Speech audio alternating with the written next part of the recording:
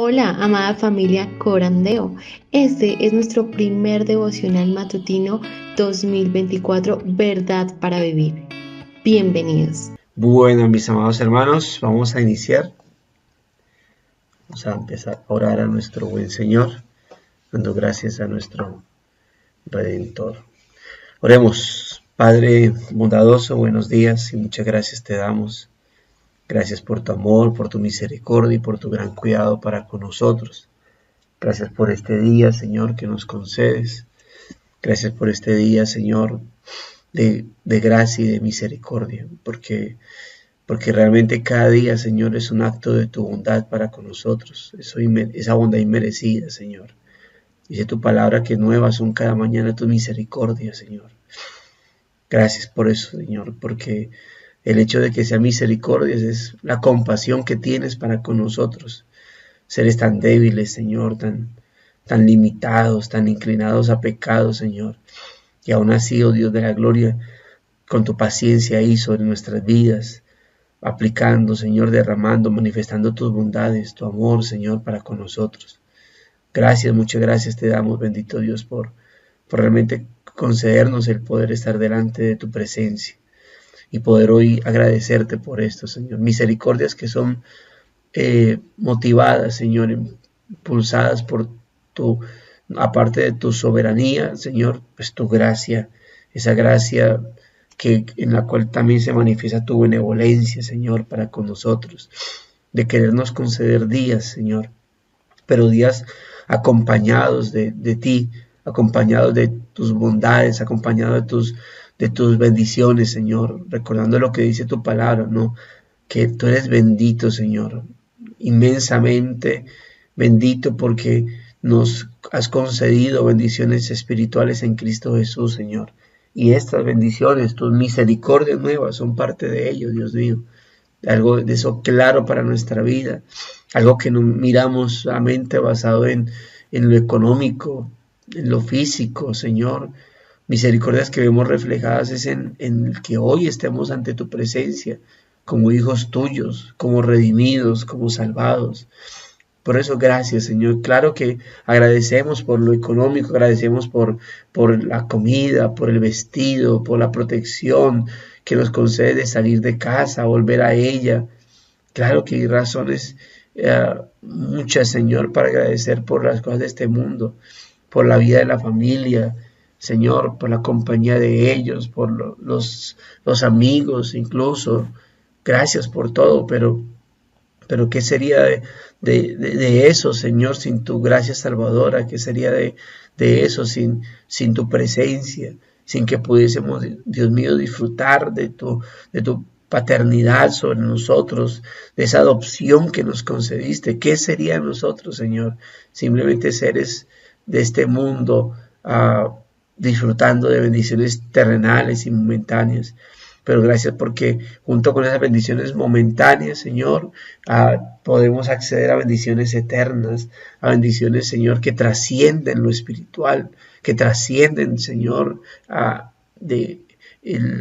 vida en este mundo y nos lleva a poder disfrutar de toda una eternidad contigo, Señor. Gracias por ello. Gracias porque esto no es por causa de nosotros. Esto no es algo que nos ganamos nosotros, no es algo que nos trajeron nuestros buenos comportamientos y por eso somos merecedores de estos premios. Jamás, Señor, jamás.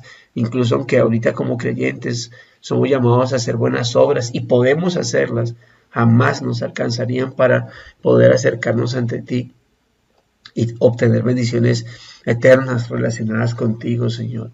Por eso, gracias, Dios mío, por Cristo, tu Hijo, nuestro Señor y Salvador. Gracias por darlo en la cruz del Calvario por nosotros. Gracias, Señor, por someterlo a padecimiento. Gracias, oh Dios de la gloria, porque hoy podemos orar esto, Señor. Podemos decir que Cristo, tu Hijo, murió por nosotros, redimió nuestras vidas, salvó nuestras vidas, justificó nuestras vidas. Qué gratificantes que podamos, Señor, hacerlo, bendito Dios. Qué gratificantes que podamos darte el honor, la gloria, la alabanza y la exaltación, Señor, con nuestras vidas, con nuestras palabras, con nuestras mentes, con nuestro corazón. oh Dios, y aquí estamos por ellos, Señor.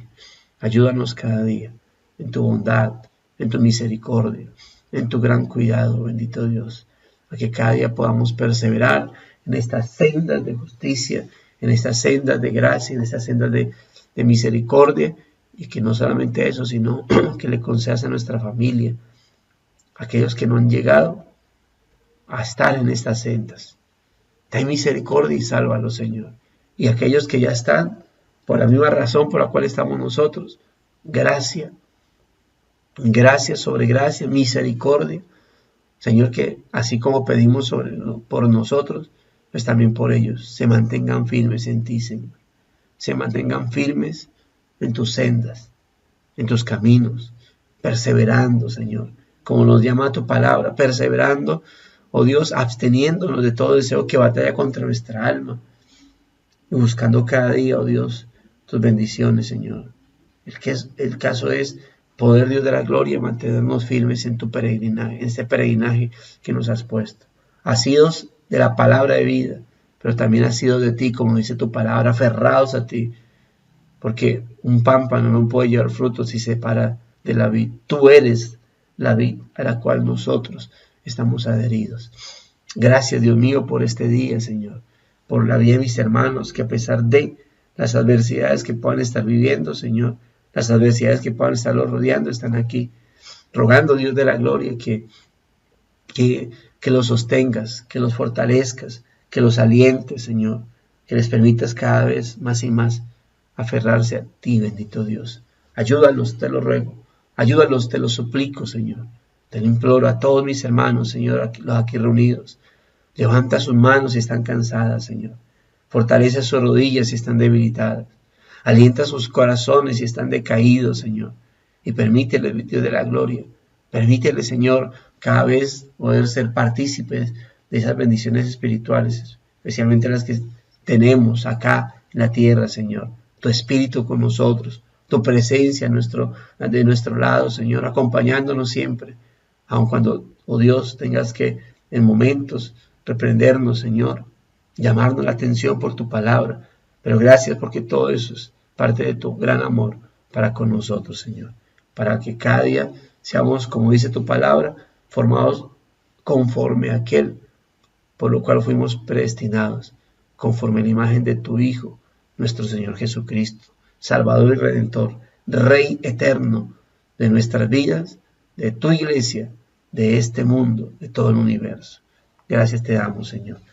Gracias por tu perdón, gracias por tu misericordia, gracias por tu paciencia, Señor, porque estás ahí siempre soportando nuestras vidas y por eso perdónanos nuestros pecados y ayúdanos cada día, Señor, a tener más y más gracia, más y más guía de tu Espíritu, más y más fuerzas en Cristo, para que podamos, Señor, combatir aquello que constantemente agobia nuestra vida, y es ese nuestro pecado, Señor. Gracias te damos, Dios mío. El honor, la gloria sea para ti, porque en Cristo Jesús, es en Cristo, solamente en Él, tu Hijo, que somos más que vencedores, Señor. Gracias te damos. Amén y amén. Julio 18, el Rey de Dios. Le dijo Dios a Jacob: yo soy el Dios Todopoderoso, sé fecundo y multiplícate. Una nación y multitud de naciones vendrán de ti, y reyes saldrán de tus entrañas. Génesis 35:11. El libro de Jueces narra la historia de los israelitas en la tierra prometida después de la muerte de su líder Josué. Es una historia deprimente porque el pueblo rápidamente se rebeló y comenzó un ciclo que se repite en todo el libro.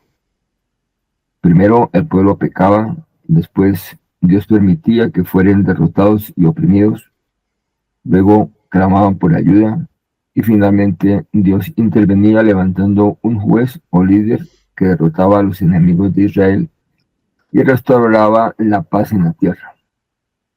No obstante, la paz nunca duraba mucho antes que la secuencia se repitiera. Durante la época de los jueces, Israel estaba en colapso religioso, social, moral y económico.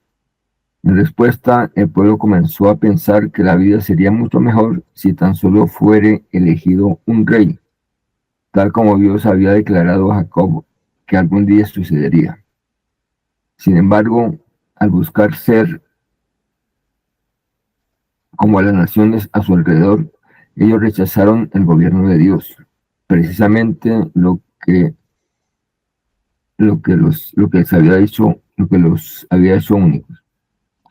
Ellos querían una monarquía en lugar de una teocracia, y en vez de buscar un rey que gobernara en sumisión a Dios y que los guiara en obediencia a su gobierno, buscaron un rey que gobernara en lugar de él. Es notable que a pesar de las motivaciones pecaminosas de los israelitas, Dios cumplió su petición. Muchos reyes de Israel llegaron, pero nunca el rey que en verdad necesitaban. Aún era necesario que uno más grande llegara. De una manera que solo Dios pudo haber dirigido, él usó las exigencias miopes del pueblo de un rey como el de las demás naciones para cumplir su propósito definitivo de que un rey gobernaría un día todas esas naciones. Eventualmente, la línea real de Israel culminaría en Jesús, el rey venidero que Dios había prometido, aquel cuyo cetro no se apartará de Judá ni la vara de gobernante de entre sus pies hasta que venga Silo, y a él se ha dado la obediencia de los pueblos. Génesis 49:10. El verdadero reino sería establecido por el Mesías, quien gobernaría en sumisión a la autoridad de Dios y quien sería su regalo supremo para un pueblo indigno. Ve cuán inmenso es Dios, que puede hacer trabajar para sus propósitos incluso las peticiones necias y las malas motivaciones. Dios es más grande que nuestras elecciones e incluso que nuestros errores. Él es soberano sobre cada paso en falso. Aunque nosotros, como Israel, fallamos muchas veces, podemos confiar por completo en que Él vencerá nuestros fracasos a medida que cumple sus propósitos. Y podemos observar con gozo a su Rey en nuestra vida hoy, en lugar de buscar servir a alguien más o alguna cosa en su lugar. Segundo Samuel 7. Muchas gracias, mi hermano, por la lectura. Bueno, ahí tenemos un devocional que nos recuerda bajo quién estamos nosotros, bajo qué imperio estamos siendo dirigidos, mis amados hermanos, y es el imperio de los cielos, bajo el rey nuestro eterno, ¿no? En Génesis 35:11 es una confirmación de lo que Dios le dijo a Abraham, ¿no? Incluso algo que le dijo tanto a Abraham como a Sara, y es que de los lomos de ellos saldría rey. Algo que también le dijo a Isaac, algo que se le dijo a él, se le recordó, Dios se lo recordó, y ahora se lo estaba recordando a Jacob, ¿no? Y luego cita incluso una profecía más adelante cuando ya Jacob está muriendo y empieza a bendecir a sus hijos.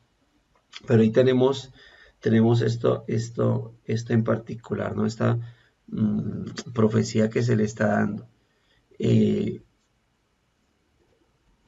Dice, bueno, luego salta el escritor a hablar acerca de lo que pasó más adelante con el libro de los jueces. Ya es una historia que, aparte de que la conocemos, también es una historia que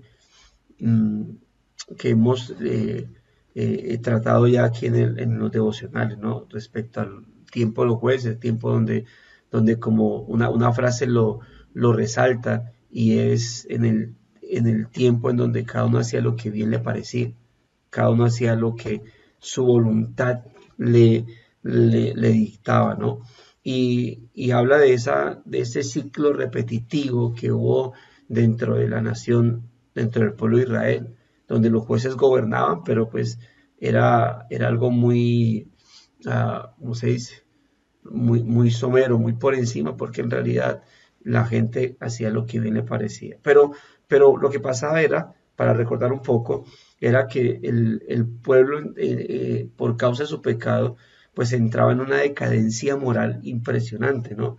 Una decadencia espiritual donde pecaban y pecaban, con facilidad terminaban adorando otros dioses, o sea, literalmente Dios, o sea, otros dioses, es decir, otras deidades o las deidades de los otros pueblos, cuáles eran falsos porque ninguno existía, ¿no? Y, y entonces, ¿qué hacía Dios? Dios en consecuencia de eso, les mandaba enemigos para que ellos fueran subyugados. Entonces caían en derrota, eran oprimidos, ellos empezaban a clamar ya después por ayuda al Señor, a suplicar que Dios los atendiera, se arrepentían de sus pecados, y Dios, en respuesta a eso, ¿qué hacía? Levantaba un juez o un líder que derrotara a estos enemigos, y y así derrotaban a los enemigos, y Dios, pues de esa manera, ¿qué hacía? Les daba paz. Esta gente, durante el tiempo del juez, no solamente les concedía paz, sino que el pueblo adoraba al Señor, el pueblo servía a Dios, el pueblo buscaba a Dios, hasta que ese juez moría. Moría el juez, ¿y qué pasaba? Otra vez habría que empezar el pueblo en decadencia. Eran como esos niños rebeldes que, si no está alguien ahí cuidándolos, si no está alguien ahí viéndolos, no pueden hacer las cosas de manera correcta. Entonces ahí entra otra vez la decadencia, hasta que, ¿qué pasa? Dios vuelve otra vez a subyugación, ellos vuelven a clamar, y Dios otra vez escucha sus oraciones, le respondía enviando otro juez. Otra vez ellos estaban bien espiritualmente, se hacían las cosas de manera correcta, hasta que el juez se moría. Y así sucesivamente. Era como muchachos que necesitaban un policía ahí para que les estuviera recordando las cosas o amenazándoles, ¿no? Y por eso la paz nunca duraba por mucho tiempo, sino hasta cuando este hombre, ese humano, tenía vida y ya fallecía. Durante la época de los jueces, por eso, como les mencionaba, Israel colapsó en la parte religiosa, social, moral, económica. En respuesta a eso, como dice aquí, el pueblo comenzó a pensar que la vida sería mucho mejor si tan solo fuera elegido un rey, tal como Dios lo había decretado a Jacob, que algún día sucedería. Pero el problema, o sea, porque eso estaba dentro de las profecías, o sea, Dios en su momento levantaría un rey, en su momento. Sin embargo, siempre creo que en la soberanía de Dios, Dios sabe todo lo que va a ocurrir, todo lo que va a pasar, y a veces deja en su momento, parte de su decreto es permitir que las cosas sigan su curso, porque a través de eso Dios va a demostrar cosas en particular, sin que esto obviamente quebrante su poder soberano. Dios decreta sobre cosas, pero también decreta el hecho de permitir que el ser humano actúe, no porque él no pueda detenerlos, no porque, como dicen algunos, Dios es un caballero y él le toca dejar que los seres humanos hagan. No, en parte de su decreto es permitir que esas personas actúen, para que con base a ello les va a dar una enseñanza.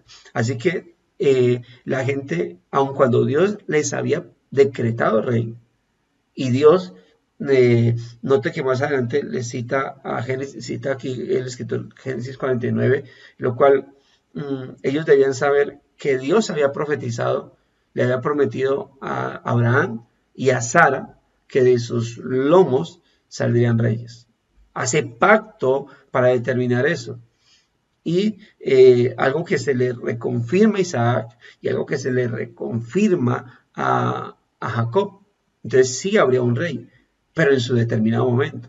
Sin embargo, ellos entran en un acelere donde exigen rey, pero no como a la forma de Dios, sino a la forma de ellos, de la humanidad. Al punto de que en 1 Samuel primer libro de Samuel, dice que ellos pedían rey como las otras naciones. Queremos un rey que nos gobierne así como esos reyes gobiernan a otras naciones. No un rey espiritual, queremos un rey que podamos ver, que podamos palpar, que podamos oír todos. Ellos oían a Dios a través de los jueces, a través de la palabra del Señor, de la ley divina. Pero ellos querían un rey que ellos pudieran estar viendo. Pero ellos veían a Dios en la soberanía, en la forma en cómo actuaba. Vienen de los jueces, donde muchas veces vieron el obrar de Dios. Cómo operó muchas veces de manera milagrosa. Vienen de conocer la historia a través de Moisés, cómo los liberó de Egipto, pero obviamente para ellos no fue suficiente esas hazañas. Eso siempre va a ser un recordatorio, hermano, de cómo la gente vive hoy en día, lamentablemente, dentro del pentecostalismo o el evangelicalismo, más bien, la gente vive detrás de las obras, de las señales, de los milagros, porque eso supuestamente eso debe suceder, y aparte de eso de testimonio, porque eso incrementa la fe de las personas y hace que las personas se conviertan. Pero en realidad no, hermano. Eso al final no produce nada, simplemente deseos de más señales por su credulidad. Así que ellos no querían rey conforme a lo que Dios había establecido, sino que dice aquí, como las naciones a su alrededor. ¿Qué es lo que estaban haciendo ellos? El escritor lo dice ahí. Rechazaron el gobierno de Dios. Ellos eran un pueblo teocrático, pero lo rechazaron. Eso los hacía únicos a ellos entre todas las naciones. Dios se lo dijo a través de Moisés. Cuando ya Moisés, entregando su liderazgo, escribe Deuteronomio, que es el resumen de todo lo que le había dicho ya anteriormente. Él les dice, Dios los escogió no porque ustedes sean la mejor de las naciones, sino por amor de su nombre. Y eso los hace especiales, porque las otras naciones tienen falsos dioses. Ellos tenían el Dios verdadero. Para eso por eso el mandamiento. El primer mandamiento y el segundo mandamiento. ¿Cuál es? No tendrás dioses ajenos delante de mí. No te harás imágenes de ellos. Y nada, de nada, ni de ellos ni de nada, para postrarse y adorarles. Así que, pero ellos aún así querían ser como las otras naciones en este caso. Rechazaban el gobierno de Dios. Ellos querían una monarquía, ¿sí? Dios se las había prometido, Dios las había profetizado, pero es que una monarquía tal cual como las otras naciones. En otras palabras, ¿qué es lo que estaban pidiendo? Querían rechazar la teocracia, que era donde Dios determinaba las cosas a través de hombres, a través de portavoces, pero ellos querían un rey no en sumisión a Dios, no un rey que los guiara en obediencia a su gobierno, sino más bien un rey que los gobernara en lugar de él. Y eso es la naturaleza humana, ¿no? Eso es la humanidad. El ser humano a veces está tan permeado del pecado que ni siquiera quiere algo quiere saber acerca de Dios. Mira hacia Dios. ¿Y qué es lo que solamente quiere acerca de Dios? Lo único que quiere acerca de Dios es sus bendiciones. ¿Sí? Es decir, sigue cumpliendo con tu cuota. Sigue dando bendiciones, sigue ayudando, sigue dando para el alimento, sigue dando para el vestido, sigue dando para esto, para aquello. El ser humano no quiere vivir bajo el señorío de Dios. Pero cuando está en problemas, hey, échame la mano que tú eres Dios. Hey, échame la manito que tú eres el que gobierna, tú eres el soberano, tú eres el poderoso. Y eso era Israel. Israel ahorita estaba rechazando el gobierno de Dios, pero cuando estaba en problemas, Diosito, ayúdanos. Sin embargo, y Samuel, que en su momento estaba ejerciendo como juez también, y ahí entra el primer libro de Samuel a hablar, y Samuel se molesta por la actitud de ellos. Y Dios, ¿qué le dice? Dale, rey, dales. Y dales siempre me recuerda esos momentos de Dios cuando a veces el padre está diciendo al hijo, no se meta por ahí que se va a golpear, no se meta por ahí que se va a golpear. Y el niño ahí dele, y el papá, no, está bien, vaya, pues vaya, vaya. ¡Pam! ¡Ah! A llorar. Él tiene una de dos luego de ese golpe. O sabiendo que que eso lo golpeó, va a seguir otra vez ahí como masoquista, o aprendió. O aprendió. Sin embargo, sabemos que el tema con los seres humanos, ¿cuál es? Que sabemos lo que puede pasar cuando tenemos un comportamiento, cuando llevamos a cabo una acción, y aún así, incurrimos otra vez en ello, ¿no? Que esa es la naturaleza necia del ser humano. Entonces, ahí tenemos, y así que, dice él, es notable que a pesar de las motivaciones pecaminosas de los israelitas, Dios cumplió su petición. Dios, está bien, hágale, que déles tal como yo, y ese fue su castigo, ¿no? Consecuencia de su rebelde corazón. Dios sabía que su corazón lo estaban rechazando. De nada serviría que un rey, que se levantara un rey conforme a Dios, si ellos, ¿qué pasaría? En su corazón. Dios siempre ha estado enfocado en el corazón de ellos, desde uno cree que el tema de la circuncisión de corazón solamente se ve en la gracia, pero cuando uno lee Deuteronomio, precisamente desde ahí, aun cuando Dios ya había ordenado la circuncisión, también les había dicho la importancia de la circuncisión del corazón, que era lo que más importaba. Así que Dios dice, está bien, quieren rey como las otras naciones, denle rey como las otras naciones. Pero díganle lo que va a pasar, díganle las consecuencias. Y aún así ellos dijeron, no importa, la queremos rey. Así que dijo, listo, está bien. Consecuencia de su duro corazón. Sabía Dios, si les doy un rey, una teocracia, aún así van a rechazar. Pero todo esto uno dice, Dios mío, definitivamente se necesita ser Dios para guiar un pueblo como lo fue Israel. Porque nosotros, los seres humanos, si nos dieran un pueblo como esos y tuviéramos cierto poder para quitarle, para cobrar con la vida sus desobediencias, sus ingratitudes, pues nosotros nos quedamos sin ninguno. Mandamos a matar a todo mundo. Pero Dios, ¿qué es lo que hace? Dios dice, está bien, pero es parte de su gracia y misericordia lo que va a ir mostrando. Así que muchos reyes llegaron, pero nunca el rey que en verdad necesitaban, aunque era necesario que uno más grande llegara. Y sea que de verdad que solo Dios pudo haber dirigido, de una manera que Dios solo pudo haber dirigido. Él usó las exigencias miopes, más bien ciegas del pueblo de un rey como el de las demás naciones, para cumplir su propósito definitivo de que un rey gobernará un día esas naciones. Y eventualmente la línea real de Israel culminaría en Jesús, el rey venidero que Dios había prometido. Pero es que eso ya estaba profetizado. Eso ya estaba determinado por el Señor. Tan solo note el texto que cita el escritor, Génesis 49:10. Dice, aquí es donde Jacob está bendiciendo a cada uno de sus hijos, lo que conocemos como las tribus de Jacob o de Israel, ¿no? Los hijos de Israel, los está bendiciendo.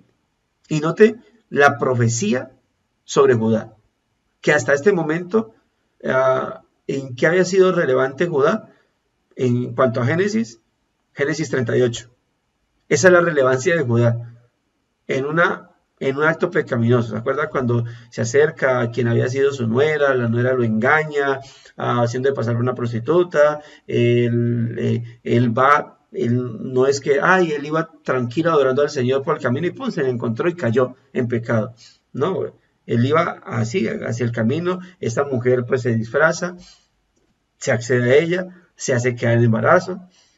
Luego que Judá mismo dice, ¿cómo que esta mujer a quien yo estoy esperando, pues para que esté con otros mis hijos, le dé descendencia, cómo así que está en embarazo, vamos a mandarla a matar, esto y lo otro? Ella le había pedido unas cosas regaladas, ese día que estuvo con él, donde supuestamente él había estado con una prostituta, y entonces esta mujer, la nuera, que era nuera, le dice, díganle a Judá que el dueño de estas cosas es el hijo de quien llegó. Claro, pues él se acordó que a quién le había entregado esas cosas, sino a esta prostituta, a quien aparte le ha pagado. ¿Y qué le tocó hacer? Vea, quedarse calladito, decir, ay, si no, pues ¿para qué la vamos a matar? No, hay que tener misericordia de ella más bien. Y note cómo esa relevancia de Judá, el único, hasta ese momento, quién había surgido o de quién se estaba hablando la historia hasta ese punto de la historia narrada, de José, que uno diría, bueno, la profecía debiese estar sobre José, que fue gobernador. Ya, yo, en mi concepto, ¿no? En mi concepto decía, ¿y por qué no se le entregó esa profecía a los hijos de José? Porque pues ahí fue José el que plantó cara y toda esa cuestión, los demás, los sinvergüenzas ahí. O el consentidito de Benjamín, porque pues, se le quería mucho, esto y lo otro. No, sobre Judá. Sobre Judá quedó la profecía, y note el texto, es muy interesante. Dice, cetro no se apartará de Judá, ni la vara de gobernante de entre sus pies. O sea, es interesante, hermano. O sea, ¿por qué sería una profecía de alguien que si usted mira hacia atrás, la vida, no, pues fuera que dijera, y entonces entre los hijos de Judá, entre los hijos de Jacob, se destacaba Judá por su gobierno, por estar dirigiendo a sus hermanos y porque se encargaba de esto. No, nada. No digo, José fue la relevancia. Incluso uno de los que, ¿cómo se dice?, interviene para que no maten a José es Rubén. Por lo menos dirá, bueno, Rubén intervino ahí entre querer asesinar a José o no, y entregué el reinado a él, el cetro, ¿no? A Judá. Cetro no se apartará de Judá, ni la vara gobernante de entre sus pies, hasta que venga Silo. Y es interesante porque esto se lo he escuchado a eruditos y expertos en el griego. Se lo he escuchado y pues puedo creer esa parte. Esa palabra Silo, en su raíz, es la que se utilizaría como para un enviado, hasta que venga el enviado, o lo que se llamaría más adelante el Mesías, ¿sí? El Mesías. Así que muchos relacionan esta palabra desde su composición hebrea, sus raíces, la relacionan con esto, con el Mesías. En otras palabras está diciendo hasta que Judá llevaría el cetro hasta que viniera el Mesías. Y dice, y note, y a él se ha dado la obediencia de los pueblos.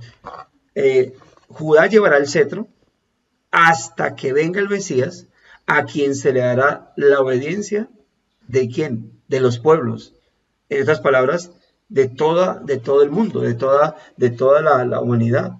Era una profecía mesiánica. Y note lo especial. ¿A quién se le da primero? A Abraham, junto con Sara, porque pues con el tema de que cuando ella dijo, no, eso del hijo viene es por medio de suyo, no mío. O sea, yo creo que si es suyo, entonces, pues ¿para qué esperamos nosotros? Ahí tengo mi criada. Nace Ismael. Después es que Dios dice, hey, venga, le digo a los dos, no es por Abraham, es por los dos, de los lomos de ambos saldrán reyes. Y entonces, ok, ¿qué significa los lomos?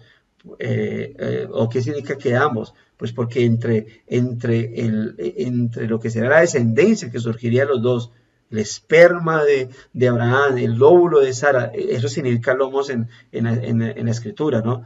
Cuando se habla de los lomos, se habla de los genitales, de donde surgiría la semilla. Entonces, cuando le dice a ambos, es de ambos, de los lomos de ambos. Le está diciendo es de ustedes, de la semilla, de lo que va a formar esa persona. Isaac. Cuando está aquí con Isaac, le dice Isaac, de ti saldrán reyes. Y ahora le está diciendo a Jacob, sé fecundo, note, sé fecundo y multiplícate una nación, y multitud de naciones vendrán de ti, y reyes saldrán de tus entrañas. E incluso la Reina Valera dice, de tus lomos. Entonces, y esto, ¿cuándo se cumplió eso? Bueno, cuando de Judá, y note que luego y más adelante se le cita o se centra en quién, en Judá, de la tribu de Judá. Pero cuando Saúl gobierna, ¿Saúl de qué tribu era? ¿Quién lo recuerda? Exacto, de la tribu de Benjamín. No sé quién lo dijo, pero alguien lo pensó. De la tribu de Benjamín. Pero, ¿y qué pasó con las profecías? ¿Qué pasó con que era de Judá? Ve cómo ellos no les importaba de dónde surgiera. ¿Qué les importó a ellos que fuera su rey? Que fuera alguien imponente, porque esa era la característica de los otros reinados. Alguien así todo aguerrido, y Saúl pues pasaba por encima de los hombros, es decir, Saúl miraba por debajo de sus hombros a todos los demás, tanto física como en su parte, en su personalidad. Y así lo eligieron, ¿no? Y vea, es apuesto, tiene cara varonil, es alto, es fortachón, este sirve para rey. No sé si alguien habrá pensado, pero es de la tribu de Benjamín, no es de Judá. ¿Qué importa? Lo que importa es que sea un poderoso y aparte lo queremos como nosotros. Ah, bueno. Le salió choneto, le salió mal rey. Y después llama a David. Y note la particularidad, es muy curioso porque cuando se llama, cuando se va a elegir a David, el asunto con David es que el papá llama a los hermanos grandotes y no a David. Y Saúl y Dios diciéndole, hey, no mires el corazón, no mires la apariencia, mira el corazón. Pues yo digo, pues primero no puedo culpar a Samuel porque ahí no está David. Y pues bueno, si no es este, es este. Si no es este, ahí está como que no mire la parte física, sino el corazón. Ah, bueno, entonces, este. Entonces, este. Y así Dios, que no. Entonces, este. Hasta que dijo, bueno, entonces, pero que no hay más.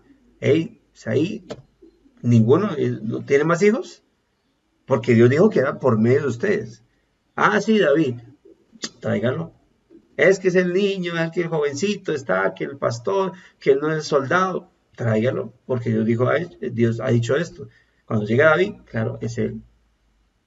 Pero el mismo papá decía, no, pero ¿qué va a hacer David? No daba la apariencia, bonitico y todo, pero no tenía una apariencia así como fortachona, como grandote, como si los hermanos. Y después viene, y ahí donde que el escritor nos pone a meditar o nos concede meditar en Samuel 7. ¿Qué hay en Samuel, en 2 Samuel 7? El pacto davídico. David es ungido ahora, tengan en cuenta que en la Biblia hebrea, libros como Crónicas, Reyes, Samuel, eran un solo libro. Ya en la Septuaginta, cuando se traduce la Biblia hebrea al griego, que es lo que conocemos como la Septuaginta, estos libros se dividen. Y entonces tenemos 1 y 2 de Samuel, pero originalmente Samuel era un solo libro. Entonces, tenemos 1 de Samuel, donde está la historia de Ana con respecto a la profecía de Samuel, la elección, la formación de Samuel, la elección de Saúl como rey, el ungimiento de David, pero no más. ¿Dónde aparece el reinado de David? ¿Dónde empieza David? En 2 de Samuel, o lo que conocemos como 2 de Samuel, que es donde muere Saúl, y entonces ya David tiene que tomar el reinado que se le había entregado desde 1 de Samuel, cuando lo han ungido como pastor de las ovejas. Y cuando va a tomar el reinado, ya cuando va a ser elegido rey, viene el pacto davídico, donde Dios claramente le dice que habría un rey que ocuparía el trono para siempre. Ahora, esta profecía, si usted nota, salpica a Salomón o a los hijos de él, y luego se extiende más claramente hacia Jesús, porque él habla de cómo habría alguien que siempre estaría ocupando el trono estaría ocupando el trono de él, pero había uno que ocuparía trono eterno, trono para siempre, y pues ninguno cumpliría esa labor de ocupar trono para siempre, sino hasta cuando viene Jesús, que ya el descendiente por parte humana sería el descendiente por parte de María, porque por parte humana. Por parte adoptiva, también sería por José, porque ambos eran de la descendencia, tanto José como María, eran de la descendencia davídica. Y eso es interesante, porque la profecía es que tenía que ser un descendiente de David. Y por eso María, aparte de que era una doncella, es decir, una virgen, y era una mujer consagrada a Dios, estaba comprometida también con un hombre de la descendencia de David. Es decir, si María se casa con otro que no fuera la descendencia de David, y precisamente el linaje real de David, pues la profecía estuviese incompleta. Porque, por ejemplo, eh, María solamente no podía, no servía que María solamente fuera descendencia de David. Porque si hablamos de reinado, el peso de la descendencia estaba sobre los hombres. ¿Sí? David en sus hijos tuvo hijos e hijas, pero el peso no estaba sobre las hijas, sino sobre los primogénitos, y no sobre todos los primogénitos. David tuvo muchos hijos, pero solamente hubo una línea que tenía el linaje real, y luego se le entrega a Salomón. Y así, Salomón y los hijos de Salomón y Roboán, etcétera, etcétera. No eran todos los hijos.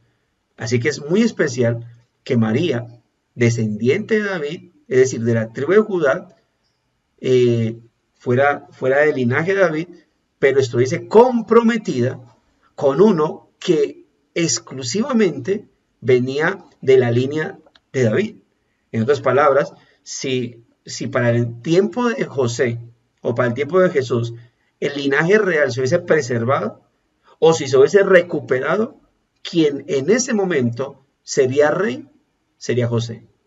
Pero como todo estaba desfigurado, pues José era carpintero, y de seguro era un buen carpintero, un carpintero reconocidísimo, al punto que cuando hablan de José, ¿qué decía de Jesús? ¿Qué decía la gente? ¿No es este el hijo de José? Eso implica un reconocimiento, era un personaje reconocido. Entonces, es muy especial que Cristo humanamente termina siendo descendiente de David por María, porque la humanidad de Jesús se plasma en el hecho de que está en el vientre de una mujer, fue puesto milagrosamente en el útero de una mujer que es María, descendiente de David. Pero ella estaba comprometida con un descendiente de la casa real de David.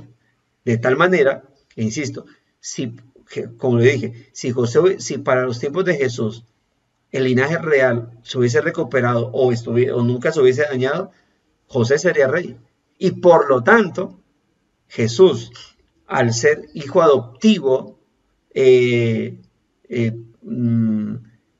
José y el primogénito, ¿quién ocuparía el trono? Jesús. Por eso se llamó primogénito. Entonces es muy especial porque realmente las profecías se cumplen, se cumplen porque simplemente cumplen, sino que hay una conexión muy especial de cómo Dios organiza todo en particular. Así que dice aquí, el verdadero reino sería establecido por el Mesías, como dice ahí, hasta que venga Silo. Y a ese Silo, a ese Mesías, se le harían Judá tendría el trono, el cetro, hasta que viniera Silo. Y a ese se le darían la obediencia de los pueblos. Y así fue. Fue incluso Zorobabel, gobernador de Judá, era descendiente. Zorobabel quedó como gobernador de Judá después del posexilio, ¿no? Cuando vuelven otra vez, cuando Babilonia los captura, pero luego por causa de los persas, de Darío, o Ciro en este caso, regresan otra vez y se pone Zorobabel como gobernador. Zorobabel debía ser rey, no gobernador, pero como quien estaba imperando era los persas, por cuestión de Ciro, la profecía incluso que está en Isaías 45, entonces pues no podía ser rey, tenía que ser gobernador, pero él era de la descendencia de David, y así sucesivamente surgió, ¿no? Entonces, Ahí tenemos esto. ¿Dónde está? Me perdí. Ah, ya, ok, estaba acá. Dice, reitero, el verdadero reino sería establecido por el Mesías, quien gobernaría en sumisión a la autoridad de Dios y quien sería su regalo supremo para un pueblo indigno. ¿Qué tenía que hacer los reyes? Dirigir según los establecimientos divinos. O sea, los reyes fueron determinados como representantes del pueblo. El rey estaba encargado de que el sacerdocio, de que el sistema sacrificial, de que el templo estuviese marchando correctamente. Cuando el rey era malo, cuando el rey no quería nada de Dios, el pueblo entraba en decadencia porque el pueblo prohibía el sacerdocio, prohibía el templo, prohibía el sacrificio, y por lo tanto el pueblo era arrastrado a maldición, a pecado, hasta que venía otro rey y restauraba. Hay muy pocos reyes entre esos, ¿no? Está Asa, aunque Asa fue por un tiempo mientras el sacerdote lo cuidó. Está Josafat, está Ezequías, está, ¿qué más? Se me fue el nombre de este rey, el último rey, bueno, Josías. Fueron reyes que estuvieron ahí dándola con toda su imperfección, trayendo reformas. Y las reformas más importantes están sobre Ezequías y sobre Josías, las más importantes. Pero obviamente, ¿qué pasa? La mayoría fueron malos. Entonces, pero cuando llega Jesús, note que, ¿cuál fue la particularidad del Señor? Él decía, yo no vine a hacer mi voluntad, sino la voluntad del que me envió. Yo no vine a hablar mis palabras, sino las palabras del que me envió. Es muy especial eso, mis hermanos. Es muy especial porque eso es lo que hacía un rey. Un rey venía a gobernar conforme a la ley de Dios.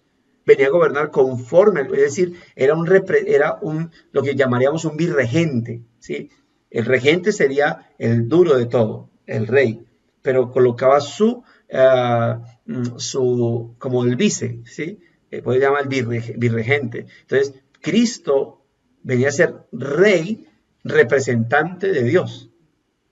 Como hombre, Cristo venía a ser eso, rey representante de Dios, rey sobre la tierra, rey sobre todo. Por lo tanto, venía bajo la autoridad de Dios, venía a cumplir el propósito de Dios.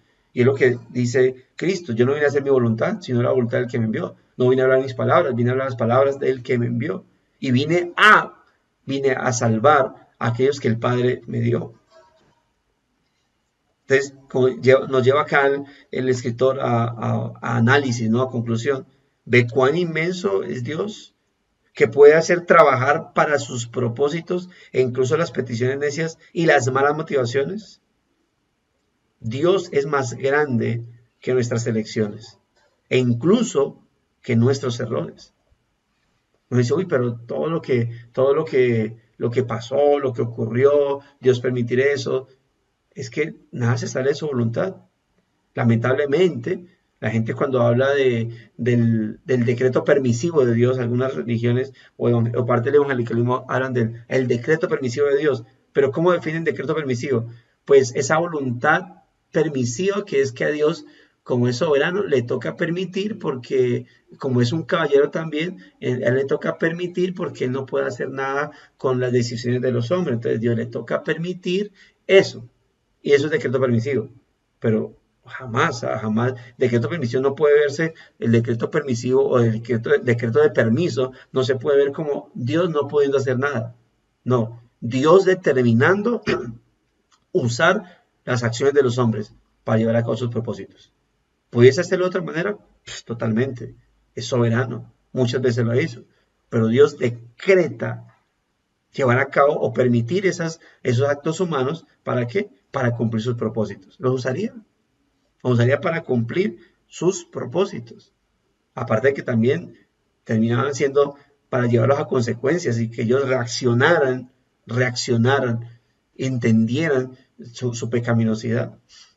Así que, repito esto a lo que nos lleva a analizar el escritor del devocional. Ve cuán inmenso es Dios, que puede hacer trabajar para sus propósitos incluso las peticiones necias y las malas motivaciones.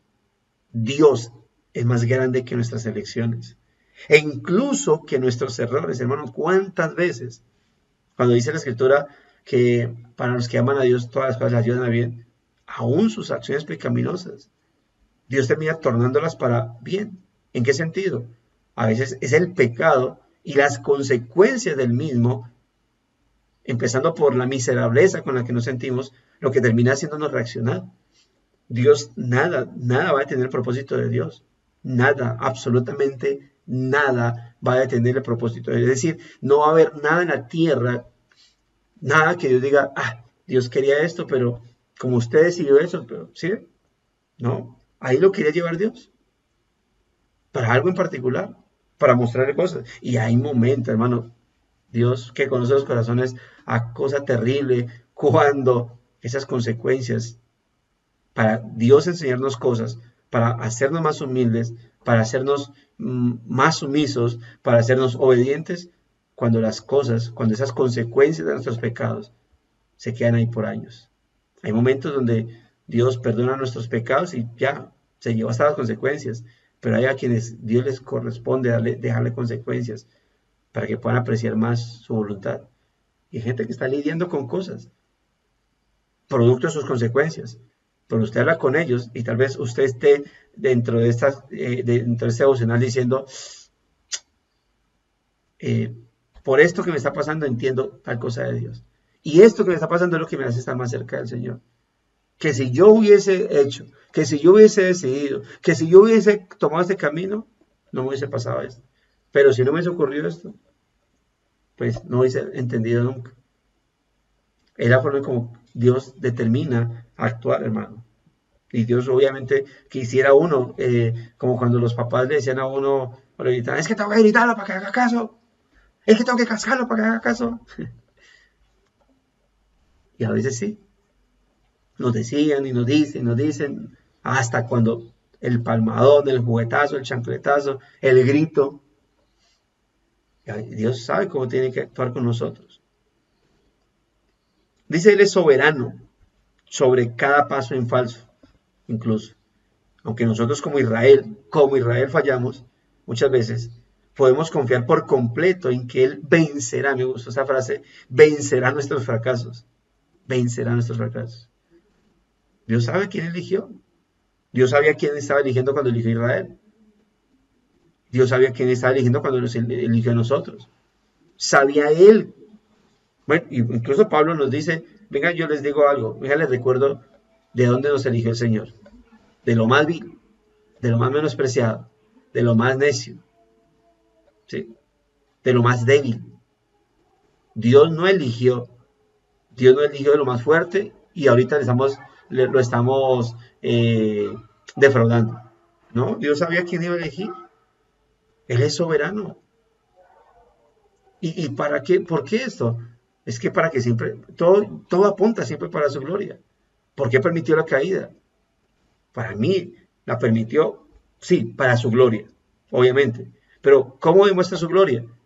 Mire, mostrando que el hombre, siendo hecho, creado sin pecado,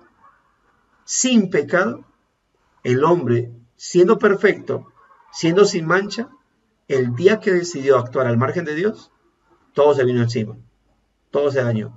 Y si el hombre, siendo perfecto, sin pecado de antecedente, cuando decide alejarse de Dios, incurre en pecado, ahora cuánto más nosotros que ya estamos manchados con el pecado. ¿Qué quería mostrar Dios? Que el ser humano depende absolutamente de Dios. Y el día que decide actuar sin Dios, ese día hay terribles actos. Cristo lo dijo, yo soy la vid, ustedes los pámpanos. ¿Qué pasa si se desprenden de mí? ¿Qué pasa si quieren hacer las cosas al margen mío? Esto es para mostrar la soberanía del Señor. Y reitero, podemos confiar por completo que Él vencerá nuestros fracasos a medida que cumple sus propósitos. Claro, obviamente queremos hacer las cosas para el Señor lo mejor que podamos. Pero nuestras decadencias, nuestras falencias, no determinan qué tan soberano, qué tan poderoso es Dios o no. O si Dios se equivocó o no. Yo no sé, a veces soy muy débil, le digo, no te equivocaste al elegirme. Y obviamente estoy siendo necio. A veces creo que intento ahí estar aparentando una humildad. Es que no soy. Yo creo que te equivocaste. Estoy actuando como necio. Dios no se equivocó al elegirnos. Dios sabía. ¿Pero para qué? Para que en esos fracasos podamos, en vez de erguirnos y decir, te equivocaste, más bien es póstrese. Diga, Señor, qué misericordioso eres. Siendo tan soberano, tan poderoso, elegir gente como nosotros. Para que, hermanos, nos postremos ante Él y nos humillemos y reconozcamos su soberanía. ¿Qué le dijo Cristo a los fariseos? Yo no venía a llamar a justos, sino a pecadores del arrepentimiento. ¿Y luego habían justos entre ellos? No. Le está diciendo, ¿ustedes se creen justos? Ah, bueno, yo no vine por ustedes. En consecuencia, ustedes... Después le dijo, es que mis ovejas oyen mi voz. ¿Sabe por qué ustedes no oyen mi voz?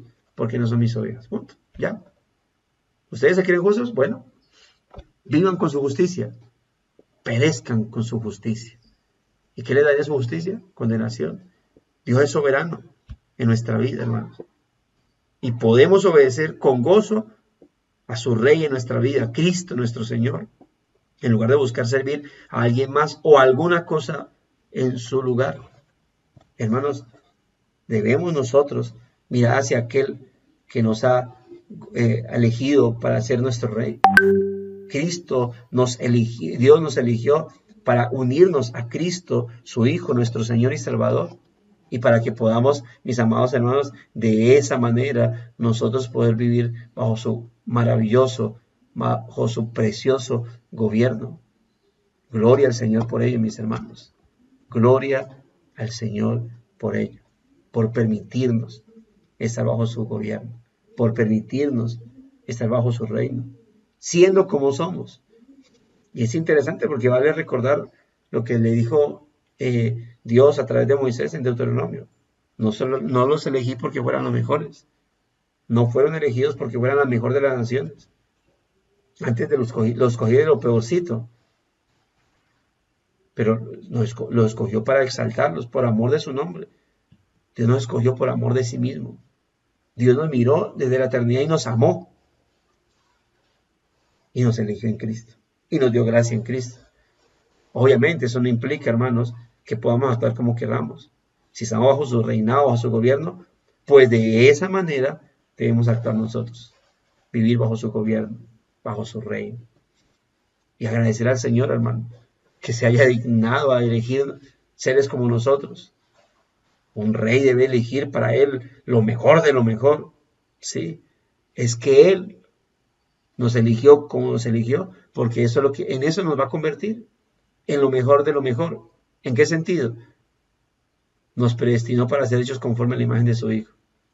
Y el que comenzó la buena obra en nosotros la va a terminar hasta el día de Cristo. Cuando Cristo venga, entonces habrá trabajado de tal manera que cuando Cristo venga, vamos a todos ser glorificados conforme a la imagen de su Hijo. ¿Y qué significa eso? Bueno, que aquello peor que Él eligió, lo habrá convertido en lo mejor de lo mejor. ¿Y todo para qué? Para su gloria. ¿Todo para qué? Para su honra. Así que, amados hermanos, demos gloria al Señor que haya tomado nuestras vidas. Gloria a Dios por su maravillosa y majestuosa gracia, hermanos. Vamos a leer comentarios. Si alguno tiene un aporte, alguna inquietud, bien puede hacerlo. Dice aquí, nuestro hermano escribe, la humanidad a través del tiempo ha demostrado su torpeza y necedad, queriendo vivir independiente de su Creador. El querer huir de su presencia y rechazarle como consecuencia del pecado original en Adán ha sido recurrente. Ningún mortal ni sistema de gobierno podrá cumplir la profecía de gobernar justa y eternamente para Dios, hasta el advenimiento de nuestro Rey. Ven, Señor Jesús. Sí, ven pronto. Así es. Cuando Cristo venga, gobernará por toda la eternidad. Ahora, yo creo en el reinado milenial de Cristo en este momento. Y la Biblia dice, ¿no?, que Cristo ascendió y se sentó a la diestra de la majestad de las alturas. Cristo impera en este momento. Su reino está por encima de todo, hermano. Y por eso su reino se extiende y se extiende y se extiende y se extiende. No piense en la iglesia como que está retrocediendo. Cada día hay elegidos. Cada día Dios convierte personas. Que no lo veamos otra cosa. Pero cada día son elegidos añadidos a su reino.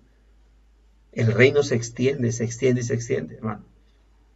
Pero cuando Cristo regrese, va a venir a juzgar a aquellos que se burlaban de su reinado y se burlaban de los súbditos de él, nosotros iglesia, y castigará severamente.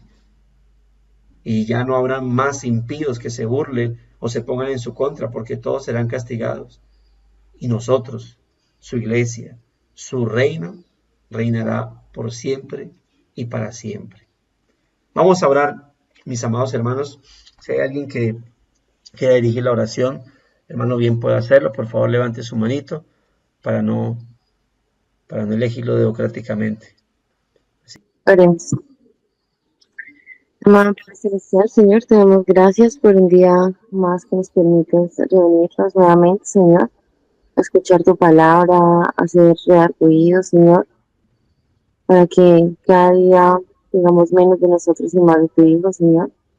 Te rogamos, Señor, que seas tú permeando como todos los días esta palabra en nuestros corazones, Señor. Te damos gracias por lo que estás haciendo.